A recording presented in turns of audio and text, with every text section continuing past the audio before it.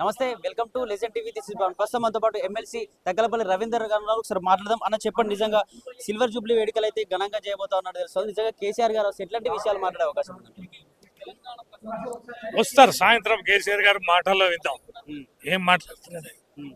మేము కాదుగా చెప్పి ప్రజలందరూ కదిలి వస్తున్నారు. రాష్ట్ర వ్యాప్తంగా లక్షలాది మంది, దేశం ప్రపంచంలో ఉన్న తెలుగు వారందరూ కూడా కేసీఆర్ గారి ఉపన్యాసం కోసం ఎదురు చూస్తున్నారు. అందుకనే వారి మాటల్లోనే సాయంత్రం విందాం. ఏదైతే కేసీఆర్ గారు కావచ్చు, బీఆర్ఎస్ శ్రేణులంతా ఈ ఏదైతే కాంగ్రెస్ ప్రభుత్వ వ్యతిరేక విధానాలను ఎండగట్టే ప్రయత్నం చేస్తామని చెప్పుకుంటూ వస్తున్నారు. ఆ విషయాలు ఏమైనా మాట్లాడే అవకాశం ఉందా?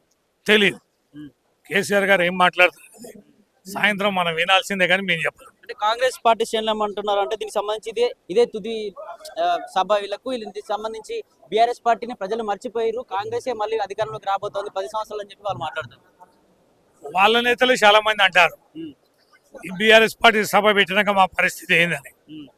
అసలు ఊళ్ళల్లో కన్నా పోతామా లేదా అనే భయంతో వాళ్ళు సత్యత భయంతో తుది సభ ఎవడని ఇట్లా పెడతాడా చెప్పడానికి కూడా కొంచెం సిగ్గు లజ్జ అనేది కూడా ఉండాలి.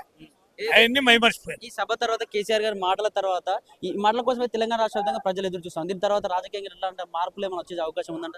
ఖచ్చితంగా ఉంటుంది. పార్టీ నిర్మాణం ఉంటుంది, శిక్షణ శిబిరాలు ఉంటాయి, ప్రజాక్షేత్రంలో మా పాత్ర ఉంటుంది.